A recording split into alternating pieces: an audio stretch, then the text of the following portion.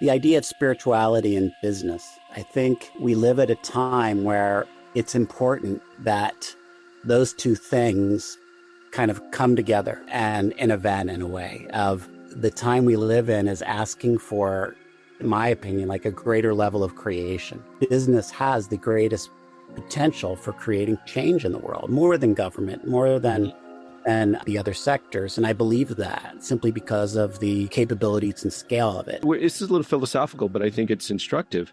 What is missing in business? Welcome to the Spirituality in Leadership podcast. I'm Andrew Cohn.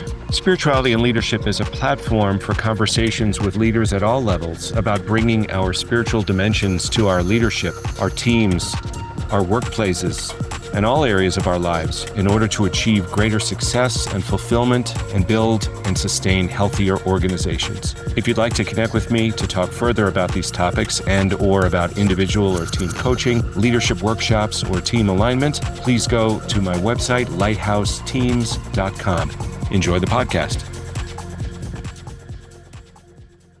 Welcome back to the Spirituality in Leadership podcast. I'm your intrepid host. I sometimes have trepid, so maybe I shouldn't always be intrepid. Andrew Cohn, very pleased to welcome Kirk Souder to the podcast. Kirk is a new friend and colleague of mine, I'm happy to say, fellow graduate of the University of Santa Monica's spiritual psychology programs. He may talk about his experience with that. And Kirk's background's a bit different than mine. He grew up and took leadership positions in the branding and marketing world in his first career before moving into leadership development, executive coaching, perhaps with a focus or emphasis on branding as well. You can tell us about your work and more. And I'm so grateful you're with us and we were able to make this time work. So welcome, Kirk. It's great to be here, Andrew. Thanks for inviting me here. It's something, the topic is one I feel really strongly about. Wonderful. So maybe we could start right there. So as we've had several conversations about this topic, tell me how it resonates with you and what it means for you in your work and in your life. That sounds like a big question. I guess it is. It's a great question. Well, the idea of spirituality in business, I think we live at a time where it's important that those two things kind of come together, and in a way of the time we live in is asking for, in my opinion, like a greater level of creation. And we need to access higher gears. And I don't mean higher as a pun with spirituality. I mean higher in terms of the capability to generate more potent and scalable and innovative ideas into the world. And I think we can use any word. Spirituality is one way of saying it, or the defining kind of truth and physics of our reality, or how we define it. But I think it's time that we enabled the platform of business to feel comfortable in accessing those for the sake of the change that can be made. I love Joseph Campbell had a great, observation where he said, you can tell at the time that a certain, village or city was created in the world of like, what were the greatest powers at the time? If it was the church, the highest building would be the cathedral. Went from religion, the church to government, and the government buildings became the highest. And he says, now, of course, when you go into cities and so on, the highest buildings are the buildings of business.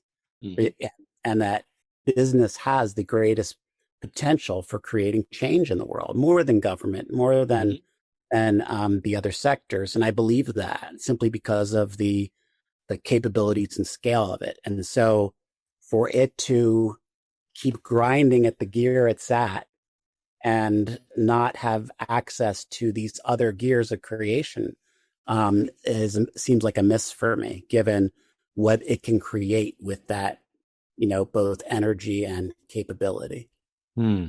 Yeah. I mean, corporations still rule the world. And I don't mean that judgmentally. I mean that as I think it's a fact in terms of influence of business and businesses' influence in governments, which maybe I have a little judgment on, but that's the subject of a different podcast. So this is a little philosophical, but I think it's instructive. What is missing in business? Well, I like to frame it less as like there's something missing now and just say Okay. there's an opportunity available. Okay. Now, Great. and in terms of both the accessing of these, new tools, new inner technologies, I'll call them, the access of those that, can mean the ability for these platforms and businesses and corporations to generate in a bigger way, but also to connect first to what those human beings would ideally rather be orienting around in terms of the North Star for business, as opposed to the conditioning from the last century. And, spirituality, or any word we want to apply to it, both enables leaders and leadership to access that deeper, authentic part of themselves, and then to also give themselves permission to use that North Star and and what they create through the platform of business. A gentleman named Howard Thurman, who was the godfather of the civil rights movement, had a quote that, like, you don't even have to, even though he was a Christian mystic, you don't even have to feel spirituality in this. It's just, ask not what the world needs, ask what brings you alive, and go do it, because what the world needs is more people brought alive. And I think, beautiful. When I work with people, we don't even have to broach the word spirituality. It's, for the first time, having them orient on what brings them alive, to be in the world, to create in the world, and to trust that the impact of that and the positive precipitate of that in the world will make itself evident. But all they need to do at this moment is to trust that inner compass around what brings them alive. I could give that a different flavor of, the soul's calling, or the energy of the authentic self. But Howard Thurman, I think, put the thread through the needle in the most perfect way, which is simply what brings you alive. Or, Joseph Campbell said, really orienting around the bliss in you and choosing that. And I think that's what this word spirituality can offer businesses, that connection, and then even greater tools for creation, and what can happen through that. Well, you've just left a lot of threads out there to pick up on in conversation. And I really want to talk with you about trust. Like you said, we just need to trust that, which is a kind of a big if for many of us. I mean, as a recovering lawyer who needed to lean into this kind of work, that trust is sometimes, it doesn't come easy. But before I do, I would love to read to you my favorite Howard Thurman quotation that I just happen to have here, because I intend to share it. I'm speaking at a coaches conference in a few weeks, and I'm going to read this. And Howard Thurman said, "There is something in every one of you that waits and listens for the sound of the genuine in yourself. It's the only true guide you will ever have. And if you cannot hear it, you will all of your life spend your days on the ends of strings that somebody else pulls." Wow. There again, he cuts right to the bone of truth. Yeah. So if I could circle back to this notion of, okay, we have this opportunity to pay attention to what's happening for us spiritually, however we may define that, whatever that may mean to people. And again, for purposes of this conversation, I think it doesn't matter whether that spirituality is something in a church, or something in nature, or something in meditation, or something in yoga class, or something in gardening. It just, as I've said before, if there's a God, I don't think she cares what the label is. God is much more interested in what we're doing, if there is a God, which I believe there is. So we develop these parts of ourselves. And now, how do we develop that trust to say, okay, I can bring this into my work? And in fact, my work would be better off if I did. Like all learning, I think the answer to your question is through the running of the willingness to run the experiments Mm. of, you know, in this next volley in my life, what if I oriented around that Mm-hmm. instead of some preconceived idea of success or what I should do, what the world says I should do? I'm going to orient around like, how do I move into this particular volley where whether it's a business I'm in as an employee, as a leader, or one I own, or one I'm about to create, Mm. run the experiment and see what happens when I choose to trust that. And, I frequently in that beautiful precipice moment with some of my clients, say it may be easier for the ego just to put the kind of fear-based scarcity stuff and fear of success, of failure, and all those things on. Just say you're just going to put it on a shelf. You're not saying goodbye. It's just put it on a shelf and say, okay, Mm. it's there, Mm-hmm. and I am not having to say I'm cutting it away forever, but I'm going to run the experiment of what happens when I choose independent of that, based purely on kind of my aliveness and joy and sense of calling, and to see how it goes. You know, I can, I of course, coaching is 100% confidential process with the leaders that we work with.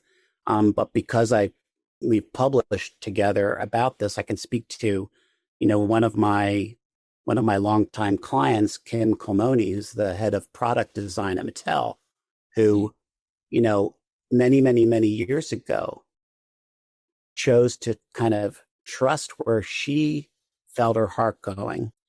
And to make a long story short, is the person who spearheaded. Of course, she did it with her team. She always makes sure that that's mentioned. Like, Mm-hmm. did it with her team, but is the one who spearheaded the diversity of the doll Barbie Mm. from being the least diversified, this blonde, absurdly shaped white woman, Right. Right. to the most diversified doll in the world of all colors, all shapes and sizes. And that enabled, the people like Greta Gerwig and Ryan Gosling and Margot Robbie to invest themselves into the brand because it had that foundation already, Mm-hmm. and then bring it into this whole other, experience for people, which has become an amazing phenomenon. People Yes. that film. I had another client say they left the film with their teenage son and they came home and they hugged the mother and the wife and thanked her for like the journey of women and being there, right? And Mm. so Beautiful. that Beautiful. that started with one leader saying, I'm willing to move into this, in this. Her observation was that at the time she was on the fence of, because I know where her heart is, do I start like a nonprofit to pursue diversity and equality in the world? Or because this is a Fortune 500 company, but she had a revelation of, wait a second, I see now that this company, this global infrastructure, this company exists for my purpose to come into the world, Mm. right? There was a flip that happened. Great. Yeah. Right? Amazing reframe. Mm-hmm. Yeah. And so leaned into it. And, you know, um, uh, Greta Gerwig has a quote in the New York Times story and review about the film where she said, in my research, when I went to Mattel and I hung out with the people and the design group and everything, I saw that what they were doing, this is her quote, was spiritual work. She used the word spiritual work, which in a sense it was, although it was not overtly called that, but it was Mm-hmm. one person's deep sense of calling, that Mm-hmm. her sense of aliveness that was trusted and created that. Mm. Beautiful. And Greta Gerwig directed the Barbie film, as I understand it, in case there's one of 6 people on Earth who haven't seen the film yet. Right. Okay. Yeah. Beautiful. So following that calling, using the organization and recognizing that the organization, perhaps, if we allow ourselves to see it that way, actually exists for the furtherance of these purposes, Yeah. individually, collectively. You're calling me saying, no, I'm going to start a new thing. That's great too. If that would have been our directive, that would have been our directive. It's just all the options are available. And, the answer really to your question is that, how do people do it? Well, they run the experiment. Mm-hmm. They run the experiment. They see what happens when I act in that this way. What happens when I transcend the polarity, like a major spiritual tool, like you and I know, transcend the polarity that my ego's created of it's either, nonprofit or sell out, right? And that's a baloney polarity. It's, we can both create positive impact, follow our aliveness, do well ourselves, and do well in the world for the world. And there are people who are looking for that. So if it's the work we do, there are clients looking for this. And in the work that she does, there are consumers that are looking for this. And to your earlier point about the tallest buildings, the government is not going to put a Barbie in the hands of, millions and millions of girls and maybe boys too. I don't know, girls, but children around the world. It's a beautiful contribution. And I think, yes, there are people looking for that, but not necessarily like looking for a spiritual approach to the work. Right. But when we move into this zone in ourselves, whether we're looking for the evidence from a spiritual point of view or we're looking at from a scientific physiological point of view, the neuroanatomy of what happens when we move from what I should do to the curiosity of what this is calling, what would come from this to this particular opportunity or challenge, that the neuroanatomy becomes much more innovation based when we move into that zone of aliveness than should do. Right. And so could you talk more about that neuroanatomy piece, both from the science of it, but also in terms of how you've seen it play out? Because what I'm hearing behind what you're saying is I've seen this shift and perhaps I have a story about it, preserving confidentiality, of course.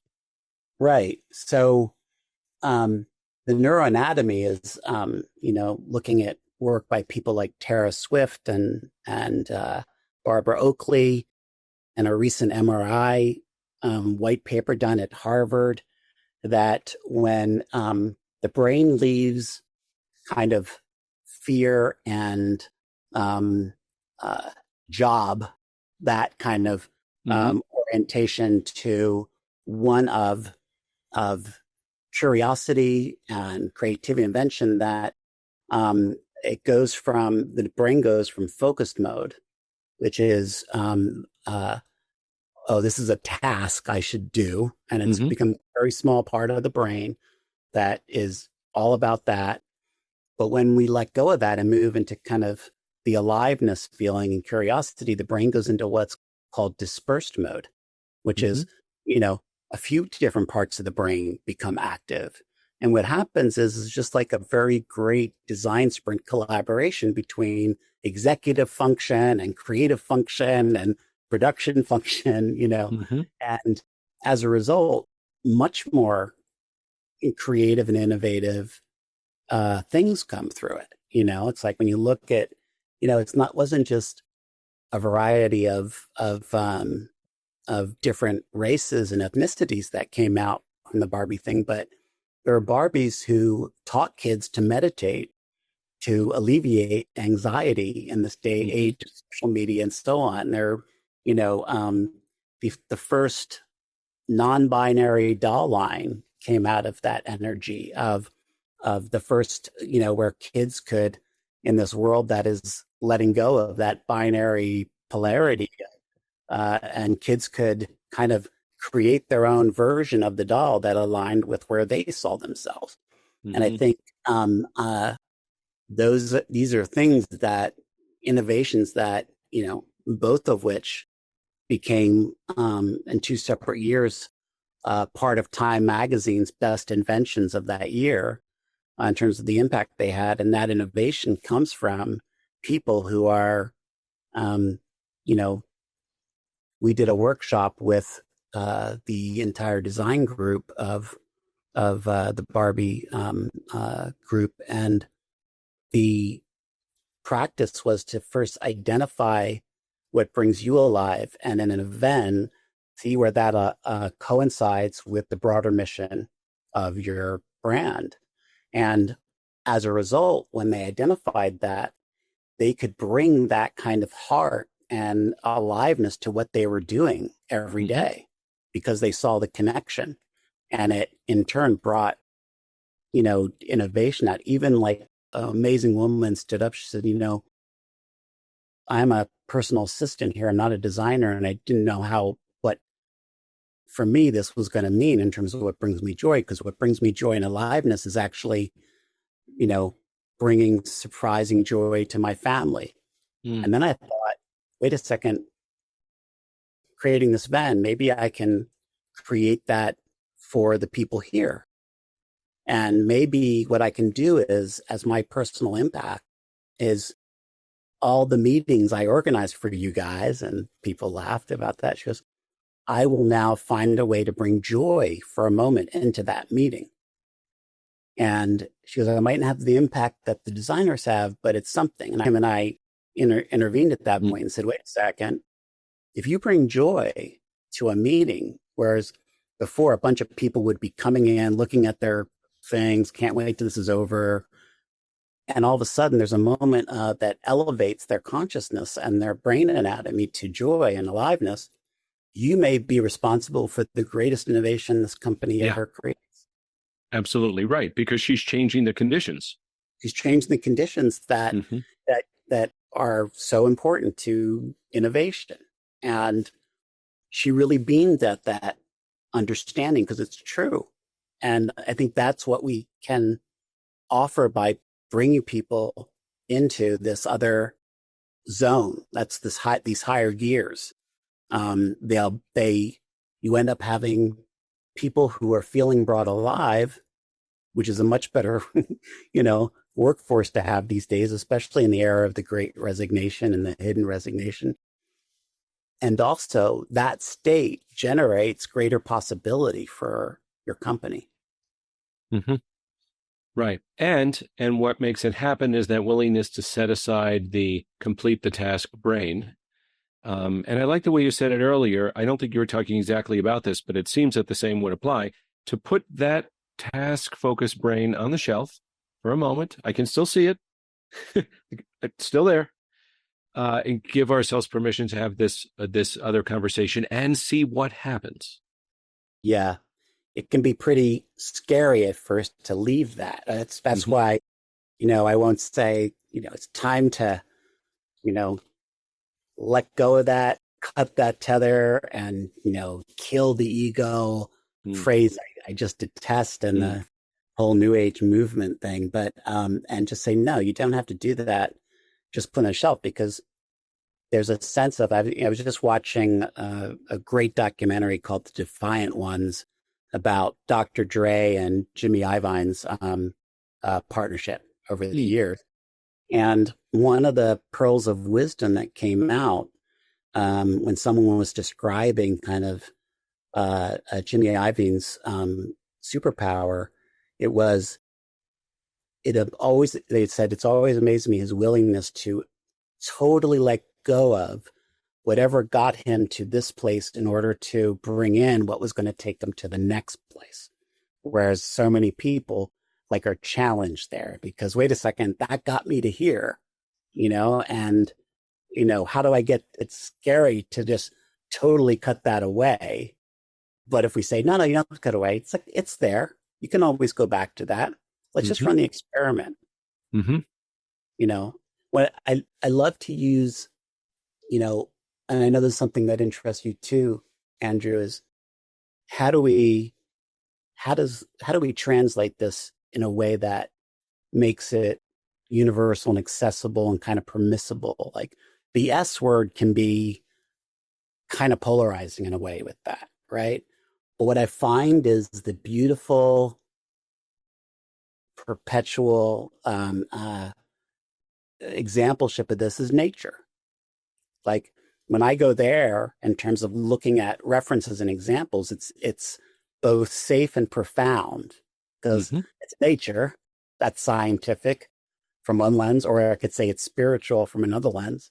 But like in this case, just coming back from these redwoods I love up north, a redwood tree as it grows, lets the lower limbs die.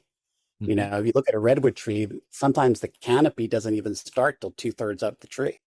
Right. And it lets the lower ones die as it grows ones higher up, closer to the light, closer to the moisture of clouds that it uses. And it's perfectly fine with letting go what got it to this level to adopt something that's going to get it to the next level.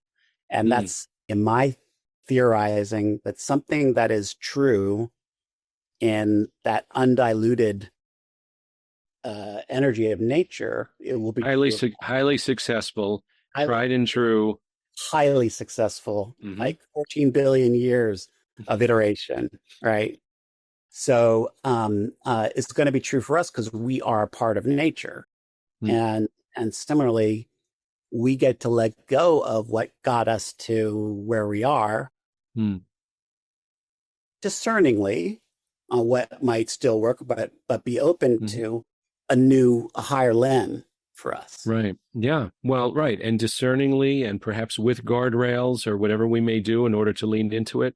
And I'm reminded of a few things. One is this metaphor that I've heard and then used many times with clients about decision making, including decision making about our own thoughts and what am I going to believe. And that's to recognize that if we are the tree, are we thinking in terms of the protection and flourishing of the tree or of my individual branch? Because if you're an organization and you're working in a department that's, the market is no longer there, whatever you want to call it, or, you're still making film at Kodak, you're that branch. You got to recognize where you are in that branch, and maybe you want to build your nest in a different branch or something like that, or leave or otherwise. But recognize that the decisions need to be made for the benefit of the organism, Yeah. not of that particular branch. Yeah. And in that case, like it's a great example. What is the real mission of this organism, right? Mm. Is it to be that branch or is it to be the oak tree or the redwood, right? Hmm. And if Hmm. it's that, then I think the analog here is if it were Kodak and it's about film and we think what we're about is film, Hmm. even this giant digital age is emerging, right? Then, we're going to be like, yeah, in trouble, right? But if we let the go that idea, say, wait a second, film was one vehicle, or Right. like I'm making this up now. Maybe what we're about is human expression Hmm. and, and whatever forms that take. That's our business. That's our brand, not Right. film. Right. Let's create new limbs that are owning that particular positioning and mission for us, because Mm. that can move from form to form as the world changes. Hmm. Human expression will probably always be a constant. In some form or another. Absolutely. Yeah. Yeah. But making those decisions, just in terms of the work that I think you and I both do, working with leaders in decision making, is very difficult when we've been in the film business for 150 years, and letting go of our own individual point of view that we become identified with. I'm reading a wonderful book now called Quit. I'll come back to the subtitle in a moment. By Annie Duke, who talks about how the more a point of view is connected to our identity, the harder it is to quit it, which makes Yeah. perfect sense.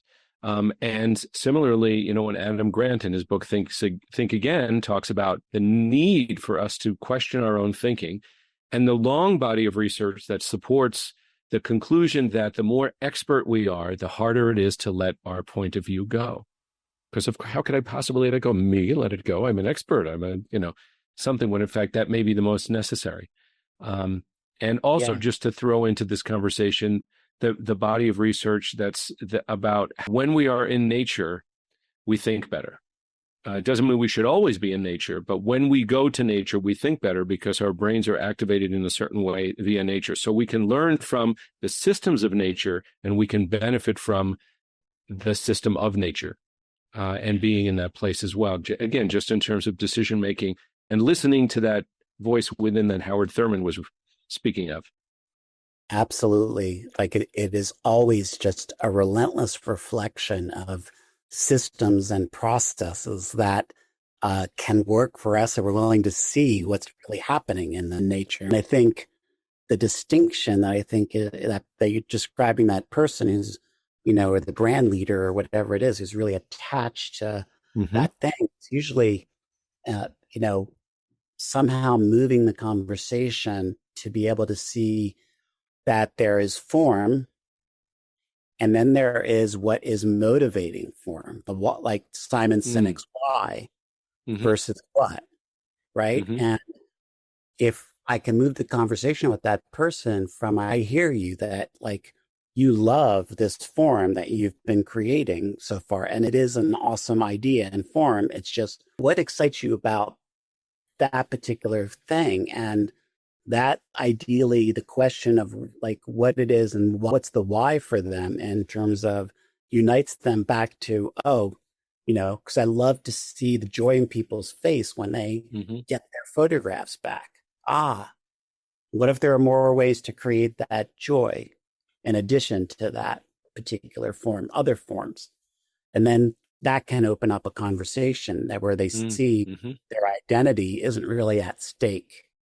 It's just an opportunity for that identity to express itself more fully. Beautiful. There's an opportunity to pick up another tool or experiment with another direction that will serve that bigger purpose more directly. Yes, exactly.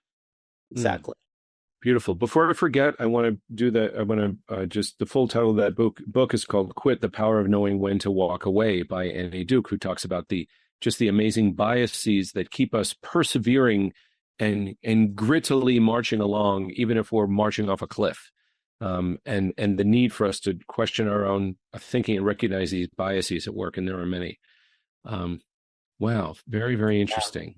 There's another great book called Emergent Strategy by, I think it's Amy Marie Brown. It's definitely Brown. And what it is using emergent theory, which is the looking at natural systems and how they work, from, simple, like basic choices at a molecular level that then create these beautiful complex systems, but they're working on a certain kind of code of what is to be done. And then different systems get created, a human being, a redwood. And the idea is bringing that wisdom into the worlds of business and activism and all sectors. And, looking at the core tenets of emergence on the planet as the cues for how we can create amazing things and great change. Because it's just, there's evolution happening on the level of natural systems, and what we're going to create is also, we're natural systems that get to create this and be just as evolutionary in that sense. Yeah, and I appreciate the sort of zoom outedness of this conversation to look at what's happening in the world that is successful. What are those systems that we can learn from, which is just so important, particularly if we're locked into some conference room-like finite period of time, binary decision-making model. The opportunity to zoom out and say, from where else can we learn of some potential options, approaches? So this field of biomimicry and what you're talking about is a piece of that, certainly. But just opportunities to see what else can inform our decisions so that we can really stay on course, even if that on course is not necessarily the track I'm in right now. Yeah. And how do we, at this point in our evolution, create even more expansively in order to address some of the challenges that, we have? And I think, I was working with a client yesterday, and I became aware that because they're at this kind of cusp of having been a pretty known leader in their industry and everything else. And it's like, you know, at this point, they felt like it's really about me now creating my own thing out there. And, Mm. but there was something holding back. And I realized that what it was their consciousness was still in an old outdated idea of the universe, of a mechanistic, that there's a final set of everything in this universe, kind of like there's a bunch of marbles and there's only that bunch of marbles, and we have to Mm. grab the marbles that are there and find out what to do, like how do we fit into the marbles, right? And so naturally it becomes a very like confined, narrow aperture possibility Mm. when we're looking at things from, and so many of us do, of oh, there's only so many jobs and only so many opportunities, and I have to make sure I fit into that. And we started to talk about, what if he ran an experiment of leaving that concept of how reality works to a different one, which is it's actually not a finite set, but there's this field of kind of quantum potential that my intentionality and my actions actually impact, that generate limitless possibility for me in that direction. And so I'm actually moving from a paradigm of availability to a paradigm of creation, which is I Mm. don't orient around what I perceive as available right now for me. I'm going to move into actually, every moment is its own new total blank slate, waiting to see what direction my intentionality and actions is, and then, bring forward new things for me to choose into to create whatever it is that I'm feeling I'm here to create. And it's so much fun to watch someone go there and then begin to see, even in that short amount of time, how the new possibilities that occur to them in terms of what I can create versus what I need to fit into, Mm. it shows them right away how much on track they are. And then they get to see how many great leaders out there, didn't orient around what is available, what do people want from me right now, and just said, no, this is going to be something amazing that people are going to want to participate in. Steve Jobs, etc., right? People who said, you know what, this brings me alive. I'm going to create in this direction. There is not a personal computer market in the world right Mm-hmm. now. Will be, and here we are Mm-hmm. doing this on a Mac, right? Mm-hmm. Yeah, different world. Yeah, and in my experience, that type of thinking need not be a world-changing physical, tangible product. It could be the way I think about something, or the way our team addresses something, or the way it could be as much about the how as it is about the what. In my experience, to think differently about the how, for example.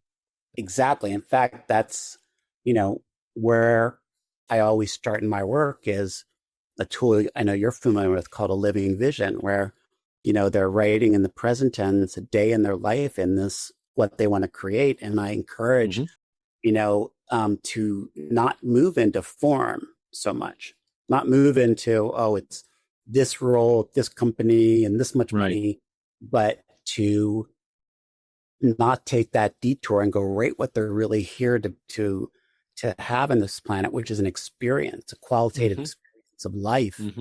Mm-hmm. uh, that has been missing so far, of of camaraderie, joy, creativity, aliveness, all those things, building that into, that becomes kind of the trellis work then of co-creation, that form begins to form around that as they live into creating that experience. That's what's Mm-hmm. important. Yes. Mm-hmm.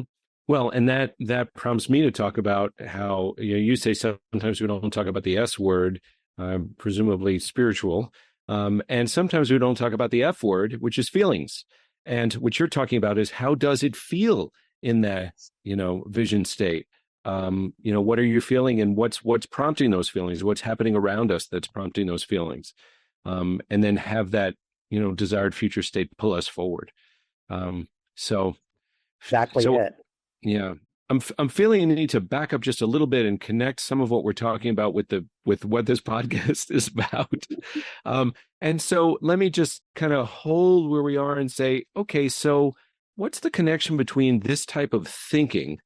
We're thinking in terms of new possibilities. We're thinking in terms of new paradigms. We're willing to not believe everything we think and move in new directions in terms of creativity and just how we might approach problems and make decisions. What's the connection, in your view, between that and the spiritual dimensions of ourselves? That's such an important understanding, which is, I think a lot of times when we have the thing of spirituality in business, we think, well, okay, so I mean, like bringing meditation in for everybody in the morning, and then the gratitude circle at 4, which are all great things, Mm-hmm. right? But what we're talking about is a way of being as opposed to a, the doings of spirituality. And, Mm-hmm. that this core thing of helping people move into their aliveness inside, move into what brings them that energy in this life, which is the only thing we're really here for in the end. That's all we have is our experience. And so that the beautiful thing is that energy, that feeling is the compass that's been implanted in us to know kind of what we're here to express individually on the planet, and that energy actually fuels like all the cohesiveness and serendipity and everything else that goes into creating anything meaningful.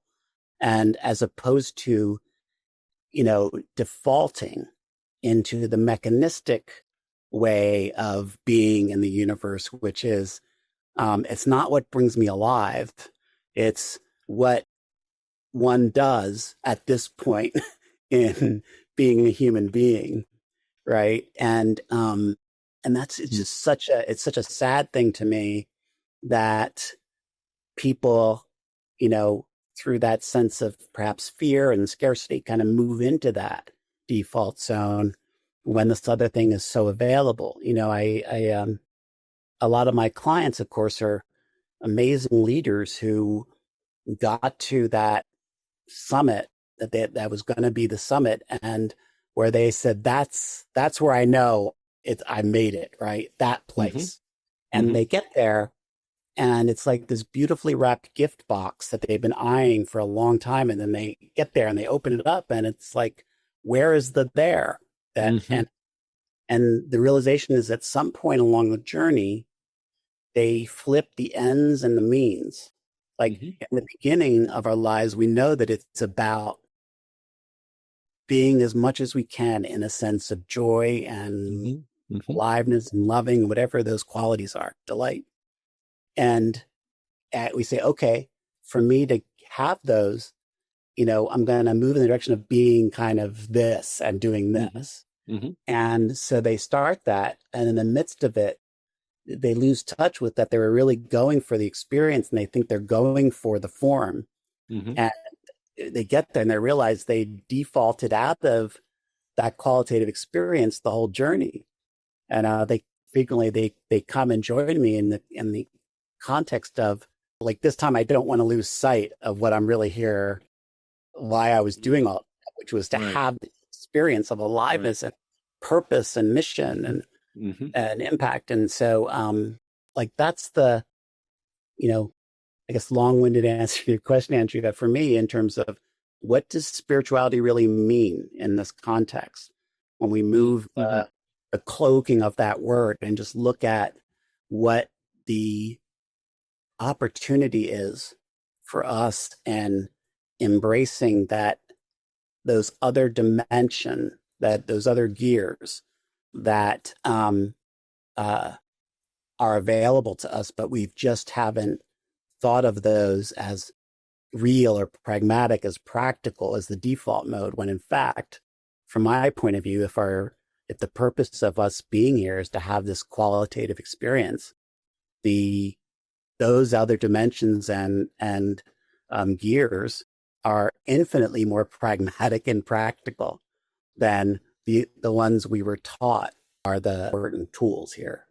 Right, right. So to connect with that, what brings us alive, I think, and maybe just as I look at this, and maybe as we sort of wrap this conversation a bit, as I look at that and consider what brings me alive, perhaps it gives me the courage to run the experiment that you're talking about, to connect with that aliveness. And I hear the way you're connecting that aliveness with that spiritual sense, whatever that may mean, however we may access it, but a recognition of, and a discovery, not creation. I think it's about finding what's already there, right? But just discovering that where that aliveness lives and having the courage to bring that into our work.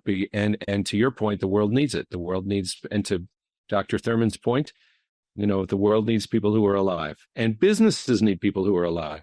Yes, yeah, because like what happens, like in the statistics and the research on things like productivity and impact and innovation, they all jump through the roof when people are feeling and ignited by a sense of purpose and other words for it, right? Mm-hmm, right. And so the data is there to support this thesis, and I think we just have to get over it. It doesn't have to be called spirituality, and at the same time, it's okay if it is, because the outcomes for the individual and for the broader organism are outstanding. Just like the research supports what we're talking about in terms of nature, in terms of thinking in different ways, then the research around bias just supports the conclusions that we need to do things in ways that may feel counterintuitive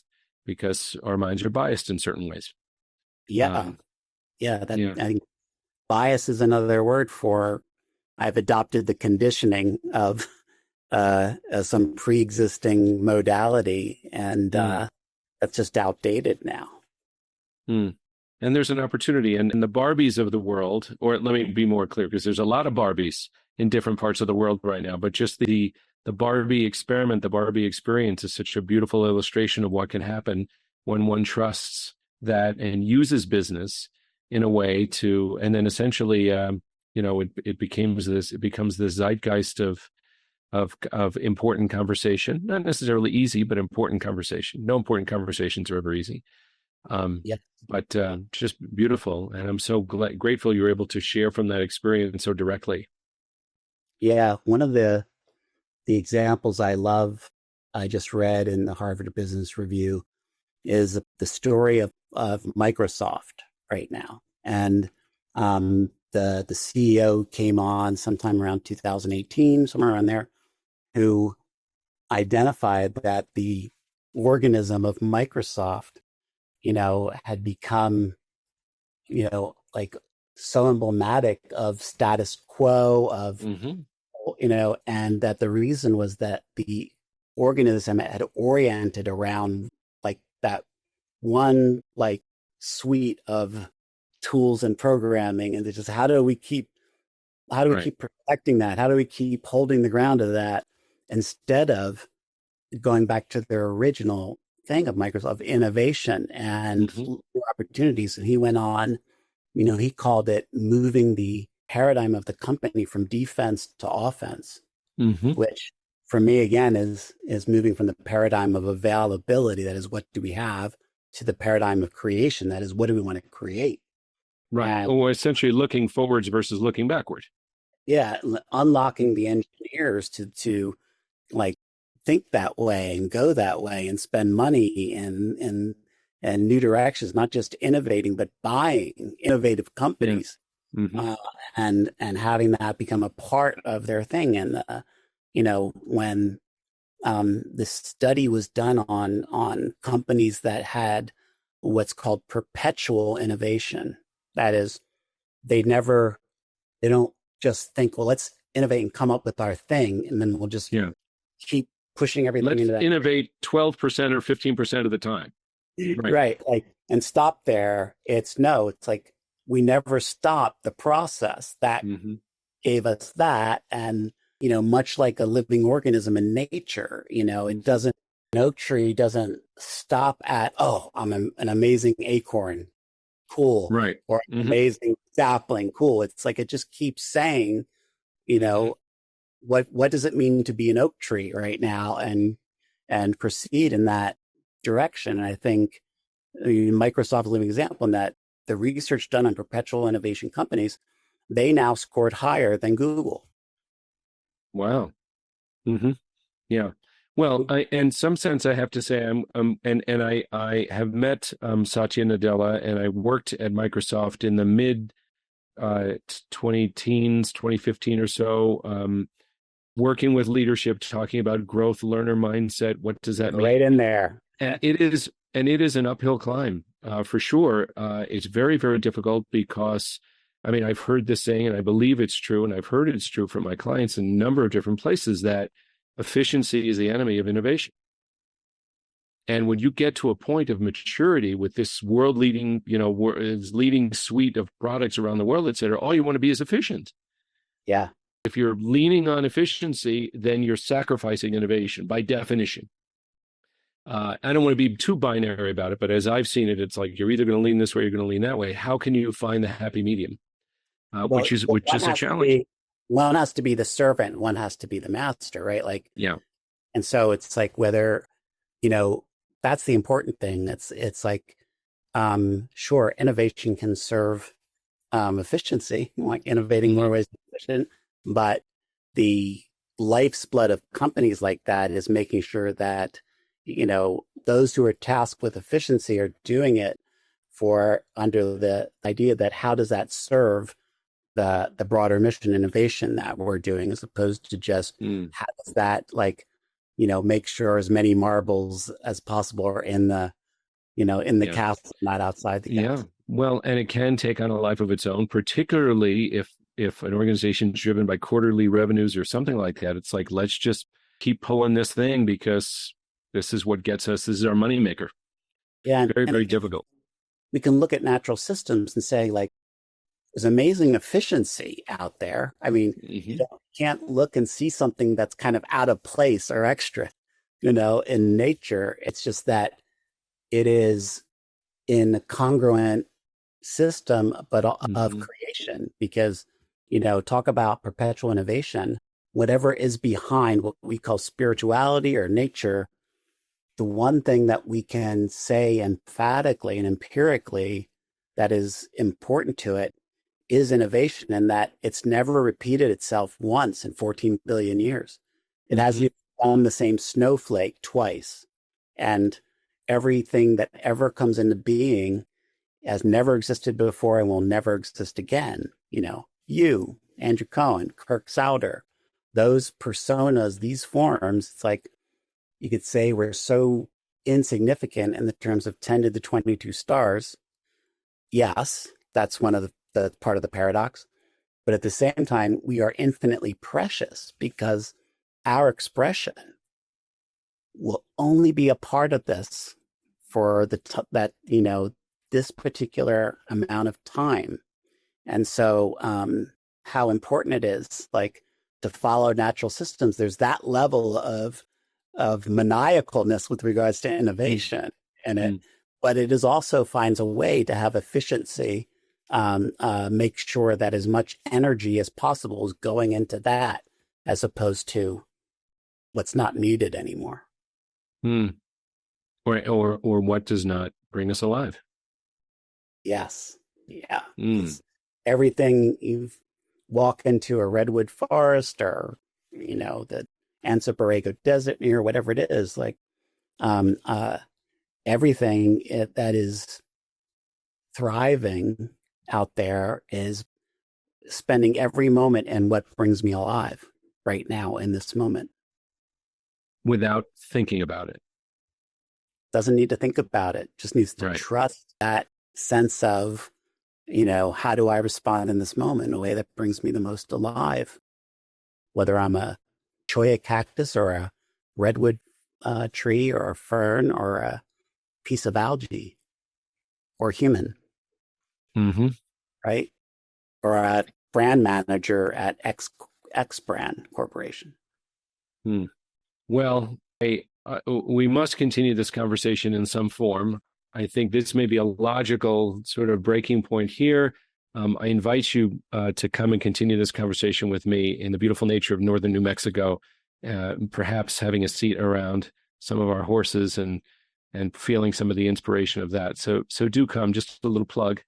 But before we wrap, I would like to ask you to please share if any listener would like to learn more about you or your work, where could they go for information? What's the best way to learn more about you? Well, there's my website, kirksouder.co, and can look around there and contact information's there for me. And I think but maybe the most true and relevant way to kind of explore my work is to go inside yourself and look at what brings you alive and how trusting that and moving in that direction. What would that mean right now in your life and work and everything else? That would be probably the best discovery process. Beautiful. Thank you. Thank you for that invitation. It's a grand, lovely invitation. Thank you for expressing that so succinctly and appealingly. And I look forward to spending more time in that place. You're kind of inviting me into, okay, how can I do more of this for what's available? So thank you so much. And thanks for being on the podcast and taking the time. It's been an absolute pleasure. Thank you. Thanks, Andrew. Thanks for inviting me. Thanks for doing this as a theme and an important vector in our world at this point. So I appreciate that. And I've had a great time. Thank you. Well, it brings me alive. You too. All right. Thanks, Kirk. Thank you. Thank you for listening to Spirituality in Leadership. If you want to access this wealth of knowledge and insight on a regular basis, please subscribe to the show. Join the network of leaders who want to do and be better. You can go to the site spiritualityinleadership.com or your preferred podcast platform to catch all the episodes and learn more. Until next time, take good care of yourself.